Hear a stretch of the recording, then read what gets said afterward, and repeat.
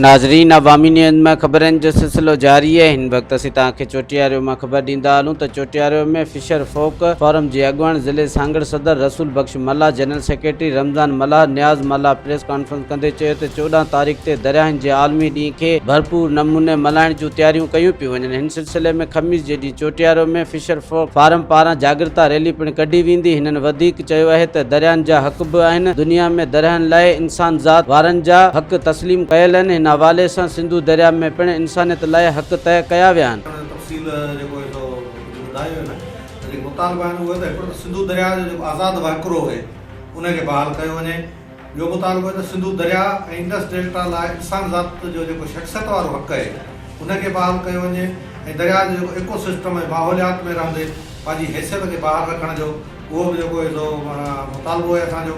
उनखां पोइ दरिया सिंध ऐं उन सां जेके लाॻापियल जेके कैनाल आहिनि, वाह आहिनि, ढंढूं आहिनि, ढोरा आहिनि, उनखे गदलाइण खां पाक रहण जो हक़ु ॾिनो वञे।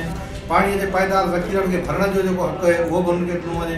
मक़ामी बायोडाइवर्सिटीअ जो जेको हक़ु आहे उहो बि ॾिनो वञे ऐं तमर जे ॿेलनि खे बहाल करण ऐं महफ़ूज़ रखण जो हक़ु ॾिनो वञे त जीअं जेके कुदरती आफ़तूं आहिनि, तूफ़ान आहिनि, ज़िलज़िला आहिनि, ॿोॾूं आहिनि, उन्हनि खां जेको माण्हुनि खे, माहिगीरनि खे ऐं ॿियनि खे महफ़ूज़ रखी सघिजे। उनखां अलावा जेको पाकिस्तान फिशर फोरम जे मुतालबो ख़ासि करे मक़ामी हवाले सां त हिते जेके सांगड़ ज़िले में जेके बि ढंढूं आहिनि, चोटियारी डेम जे आसपास वारियूं ॿार जूं ऐं खिपरे तालुके जूं ढंढूं आहिनि, उन ते बासर माण्हुनि जा कब्ज़ा आहिनि। त उहे कब्ज़ा जेके आहिनि से जॾहिं सिंध हाई कोर्ट जी हिकिड़ी जजमेंट बि आहे त जेके सिंध जे समूरनि पाणनि तां जेके कब्ज़ा आहिनि बासरनि जा उहे ख़तमु कया वञनि। त असांजो जेको पाकिस्तान फिशर फोरम ज़िले सांगड़ जो मुतालबो आहे त ज़िले सांगड़ जा जेके बि पाणी आहिनि जिन ते बासर माण्हुनि जो कब्ज़ो आहे उहो कब्ज़े खां आज़ादु करे ऐं उन्हनि खे जेको माहिगीरनि खे पंहिंजो फितरी रोज़गार जो हक़ु ॾिनो वञे।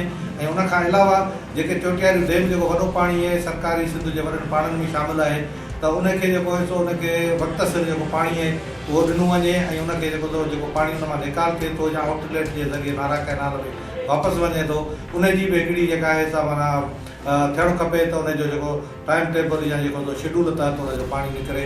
ऐं ख़ासि तौर ते पाणी ॾियण वारो जेको सिस्टम आहे जेको रांटो ऐं आजे जे थ्रू नारा कैनाल मां जेको चोटियारी डेम खे पाणी ॾिनो थो वञे उहो ब्रीडिंग सीज़न में पाणी ॾिनो वञे त जीअं जेको कुदरती तौर जेको ॿिज अचे थो त जीअं माहिगीर जेके लखे माहिगीर आहिनि, हज़ारे माहिगीर आहिनि सांगड़ जा जो। मज़ीद खबरों और तफसीलात के लिए विजिट करें हमारी वेबसाइट www.awamiNewsHD.com।